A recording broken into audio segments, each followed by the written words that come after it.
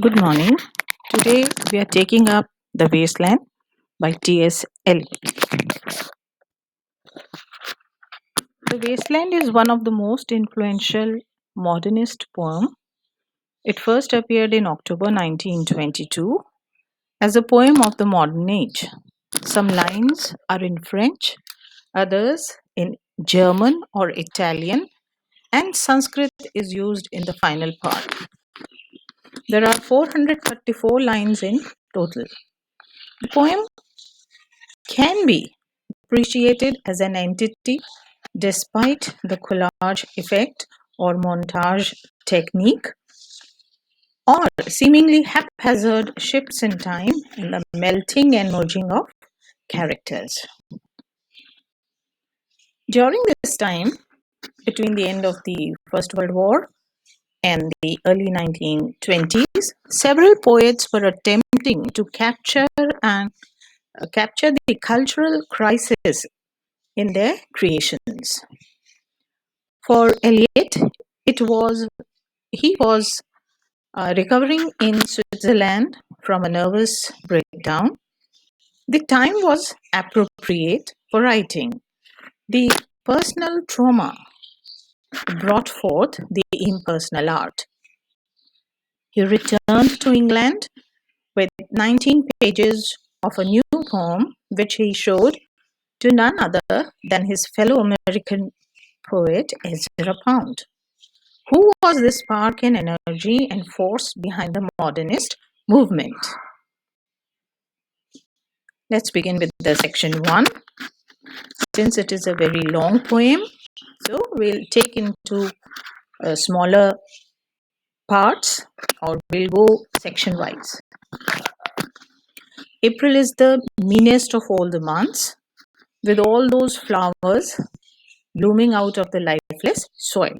It reminds of love, while spring rain stirs up the painful memories.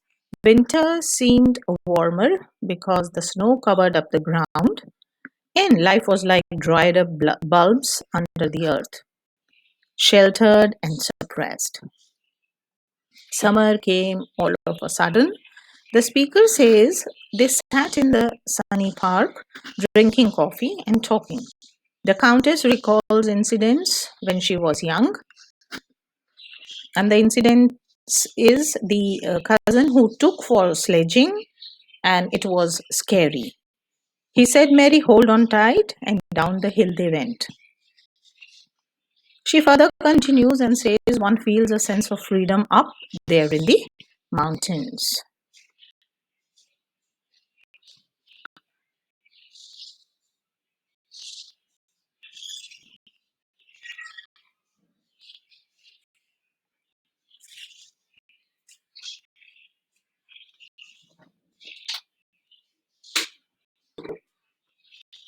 Then there is a reference to Tristan and Isolde from Wagner's opera entitled Tristan and Isolde, a story of guilty love.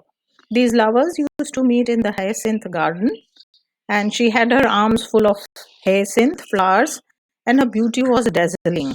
Looking at her face, he could not see anything. It reminds of youthful love, and the memories bring pain. Tristan is waiting for her, full of anxiety and fear. Such love and guilty pleasures do not give vitality and strength to the lovers. So, when he does not see the ship coming, the sea looks empty.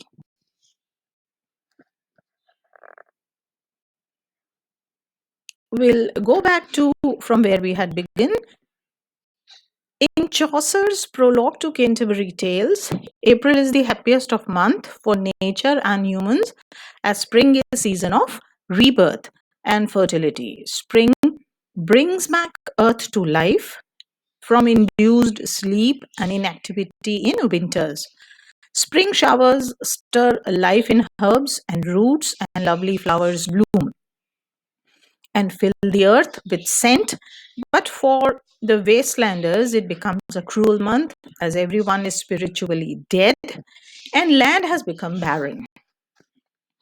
A German princess, Countess Mary, who is representative of modern times, tells about herself. She tells the childhood memories of getting caught in summer rain. Afterwards, they went to Hofgarten Public Park in Munich. She recounts of another incident of staying with her cousin and going sledging down the mountains and relaxing, reading books at night and going to south in winters. She represents the modern society, craving for enjoyment and fun. She is ruthless like the rest of the society. The warning given to the Statson is applicable to all that, like a buried corpse, they too do not have a chance for resurrection. The stony wilderness symbolizes spiritual barrenness where nothing grows. A voice suggests to the speaker to stand under the great rock for protection, which stands for church, and strength. The shadow of this rock keeps on changing, clearly giving the message that if men do not have faith in God, they will be constantly in grip of fear and death.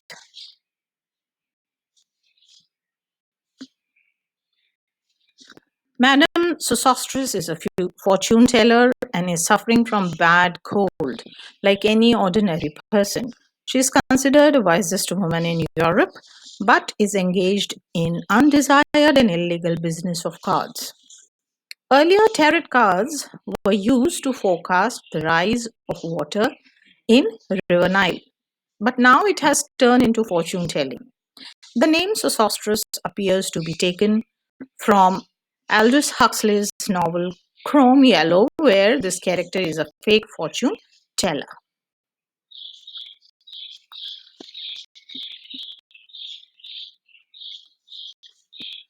The Unreal City. This phrase is taken from Baudelaire's poem. There it refers to Paris, but here it means London. Covered by the brown fog of winter morning, a crowd of people stream across the London Bridge in an aimless routine. All are mechanical, isolated, and alienated beyond reach.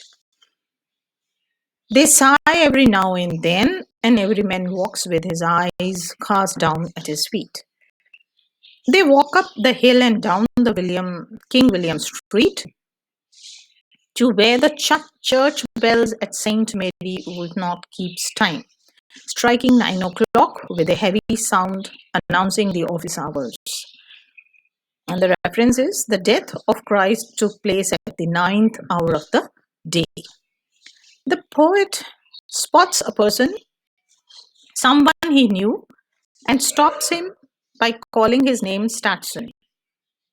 He asks him whether copse planted last year in the garden, is it growing yet? The reference is to the burial of Christ and resurrection later on. The idea is with faith in God and religion, rebirth and resurrection is possible.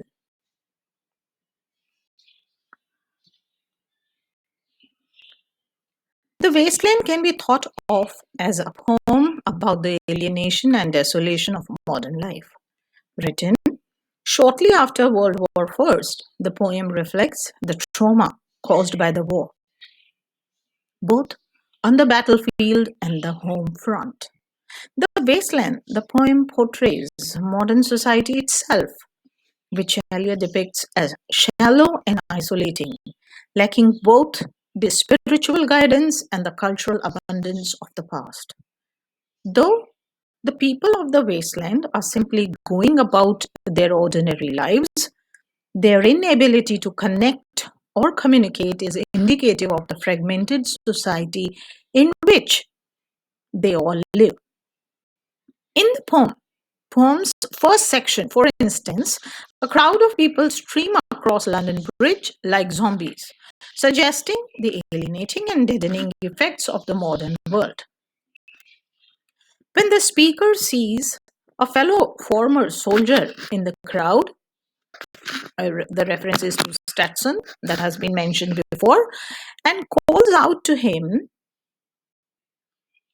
the speaker and Stetson both represent the disillusioned survivors of World War I.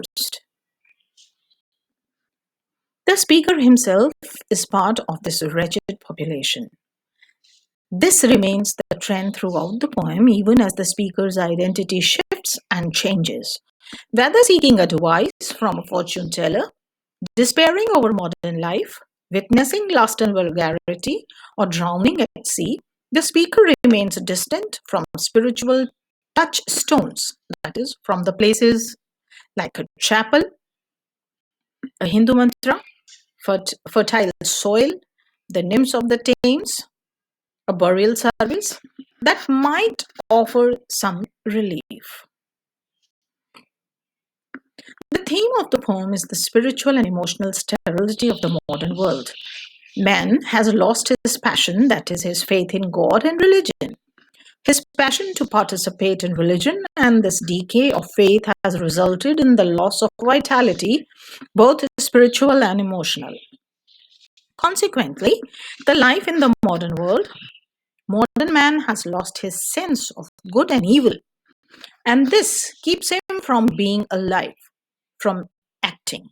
In the modern world, humans are leading a life of complete inactivity and listlessness and apathy, and these are obstacles in attaining spiritual healing. We'll continue with next section.